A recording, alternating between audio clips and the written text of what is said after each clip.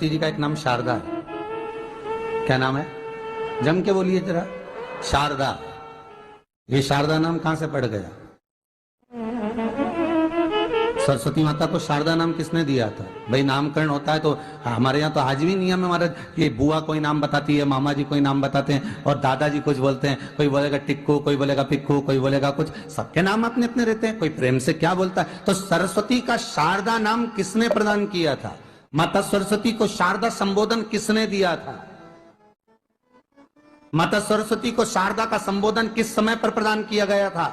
जिस समय पर शंकर और पार्वती भ्रमण पर निकल रहे थे और भगवान ब्रह्मदेव सरस्वती को ढूंढ रहे थे और माता सरस्वती को ढूंढते हुए ब्रह्मा जब भगवान शंकर की साक्षी में पहुंचे हैं, तब भगवान शंकर से ब्रह्मदेव ने कहा, आप कहीं सरस्वती को देखें तो मुझे भेजिएगा, मेरे पास में भेजिएगा। शंकर भगवान ने उसी समय पार्वती से कहा, पार्वती, जैसे एक स्त्री जो पतिव्रता धर्म का पालन करने वाली है, एक नारी पतिव्रता धर्म का पालन करने वाली होती है, पति को परमेश्वर मानने वाली होती है, पति के चरणों का रसतत्व ग्रहण करने वाली होती है, तो वो पर पुरुष का स्मरण नहीं करती। उसी तरह एक पति जो अपनी अर्धांगिनी के साथ में रहे और अर्धांगिनी के साथ चले तो पर नारी का स्मरण नहीं होना चाहिए। तो एक काम करो पार्वती, तुम उस सरस्वती को बुलाना प्रारंभ करो। अब पार्वती जी ने कहा, सरस्वती तो मेरी बहन जैसी है, सरस्वती तो मेरी सखी जैसी है, अब मैं उसको अगर बुलाऊं, आवाज दूं, अच्छा नहीं लगेगा। तो माता पार्वती जब ढूंढते ढूंढते ढूंढते ढूंढते शंकर भगवान के साथ में भ्रमण करती करती पहुंची, तो क्या देखती है माता पार्वती कि एक सरोवर के पास में माता सरस्वती बैठकर सरोवर में अपना मुखाग्रविंद देख रही थी। श्वेत वस्त्र था मेरा माँ का और बड़ी सुंदर गले में माला पहन रखी थी माता सरस्वती ने, और एक सरोवर में माता सरस्वती अपने मुख को जब निहार रही हैं, उस दर्पण के भाव में अपने प्रतिबिंब को देख रही हैं, तब उस समय पर माता पार्वती ने कहा, शारदा,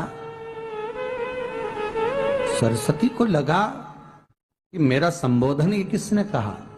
पलट कर देखा, सरस्वती ने कहा, पार्वती तुम?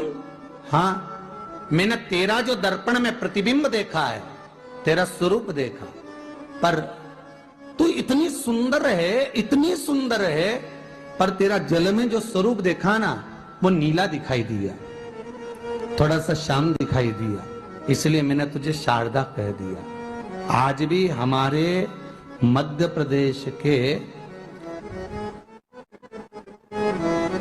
कटनी और सतना के बीच में महियर में आज भी शारदा भवानी विराजमान है।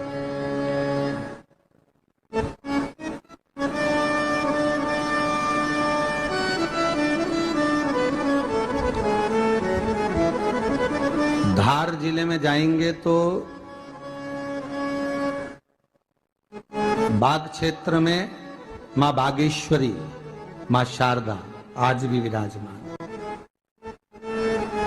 कहा,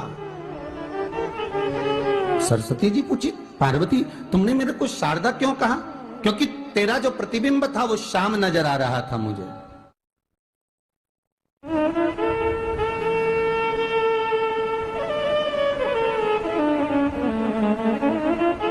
उस प्रतिबिंब को देखकर मैंने तुझे शारदा का संबोधन दिया।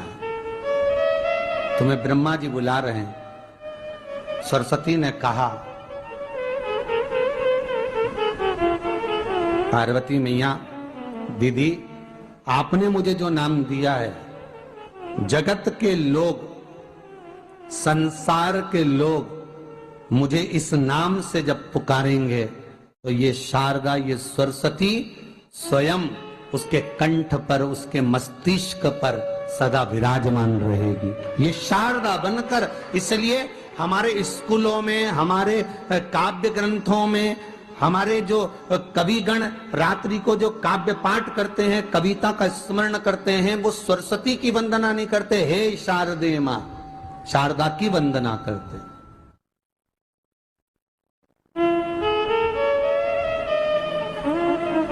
कभी आपसे कोई पूछ ले कि शारदा नाम पार्वती सरस्वती का कब पड़ा, तो आप बता सकते हैं कि ये माता शारदा नाम कोई सहज नहीं है। माँ ढूंढने के लिए जब निकली ब्रह्मदेव के कहने पर भगवान शिव के साथ भ्रमण करती। नाम का उच्चारण कोई सहज नहीं होता। कोई देखता होगा, दादाजी ने अगर किसी का नाम कुछ रखा है तो कुछ सोच के रखा होगा, पिताजी ने अगर कुछ रखा है तो उसके मन में कुछ आया होगा तो रखा होगा, मम्मी ने अगर कोई नाम रखा है तो उसने कोई विचार कर कर रखा होगा। कोई नाम अगर किसी का रखा जाता है तो उसके अनुकूल रखा जाता है कि हो सकता है कि वो नाम की क्या उसके मन में चल रहा होगा।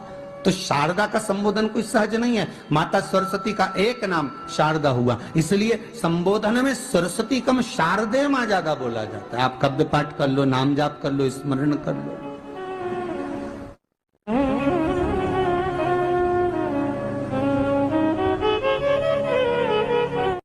हम बच्चों से कहना चाहेंगे, छोटे छोटे बच्चों से, आप माता सरस्वती की आराधना करा करो। मेरे बच्चों से निवेदन है, कभी जिंदगी में अगर मौका मिल जाए और सरसों के फूल यदि आपके जीवन में आपको कहीं से प्राप्त हो जाए, सरसों के फूल जानते हो ना, पीला कलर का होता है सरसों का फूल, आप प्रयास करो सरसों का फूल। जिस दिन माता सरस्वती का, मेरी बागेश्वरी का जिस दिन प्रागट्य उत्सव हो बसंत पंचमी का, उस समय पर माता सरस्वती का स्मरण कर कर वो सरसों का फूल आप देव अधिदेव महादेव को चढ़ाइए। जैसे माता सरस्वती को ज्ञान दिया था वैसा मेरा महादेव आपको भी ज्ञान दे। वो सरसों का फूल आप देव अधिदेव महादेव को समर्पित। कई जगह पर आम के जो झूमर होते हैं वो, कई जगह पर सरसों का पुष्प, सरसों का फूल वैसे शिव महापुराण के अनुसार अगर अपन देखें तो बड़े रोग में भी कारगर होता है। जिसको कैंसर जैसा रोग हो जाता है या किडनी लीवर जिसका डैमेज हो जाता है, इसके लिए हमने पहले भी कथाओं में वर्णन किया है। बसंत पंचमी का दिन, महाराज सरस्वती का दिन, जिस दिन जो बच्चा पढ़ने में कमजोर होता है उसके हाथ से बसंत पंचमी के दिन सरसों के 31 फूल शंकर जी को चढ़ा दिए जाते हैं तो बच्चा पढ़ने में अव्वल निकल जाता है। उसके बच्चे को कभी नहीं कह सकते कि पढ़ने बैठ, वो खुद बैठेगा। केवल आज बसंत पंचमी का दिन, एक ही दिन चढ़ता है। और बाकी के सरसों के फूल आपको मालूम है कि रोग मुक्ति के लिए तो होते ही हैं। ये तो आपको पहले भी वर्णन किया महाराज कि जब कोई एकदम रोग आ जाए और डॉक्टर एकदम बोल दे कि ये रोग भारी आ गया है और इसकी जांचें जाएंगी और फिर ये कुछ भी हो सकता है, तो क्या करा जाता था कि 108 सरसों के फूल लाकर तुरंत शंकर भगवान को चढ़ाए जाते थे महाराज। तो चढ़ाने के बाद में रिपोर्ट अच्छी आती है। ऐसा नियम है। कहीं ठेका, कोई ठेकेदारी करते हैं ना, जो ठेका भरते हैं कि भाई मेरा टेंडर आना चाहिए, मेरा ये काम होना चाहिए, मेरी मल्टी बनना चाहिए, या मेरा ये काम के लिए जा रहा हूं, ये काम फतेह होना चाहिए, उसके सबके हाथ पैर जोड़ने से अच्छा एक काम करो, बस 108 सरसों के फूल उठाओ, शंकर जी का उद्धतेश्वर महादेव का नाम लिखो और छोड़ दो, शिव जी के ऊपर एक एक कर कर चढ़ा दो, वो ठेका तुम्हें ही मिलेगा, वो काम तुम्हारे पास ही आएगा। बस केवल अवधूतेश्वर मां, अर्थात ये जो क्रम है, ये वो क्रम तो 108 सरसों के फूल का आप कभी भी कर सकते हो, पर जो ये बच्चों के लिए किया जाता है वो केवल बसंत पंचमी के दिन ही होता है। शिव को प्रिय है पुष्प में आंक का पुष्प, जो आंकड़े का पुष्प होता है शंकर को बड़ा प्रिय है। और दूसरे नंबर पर शंकर को प्रिय है शमी का पुष्प, बहुत ध्यान देना महाराज। तीसरे नंबर पर शंकर को प्रिय है महाराज सरसों का पुष्प। सरसों होती है ना, जो राई अपन बोते हैं, सरसों बोते हैं, उसमें पीले कलर का जो पुष्प लगता है।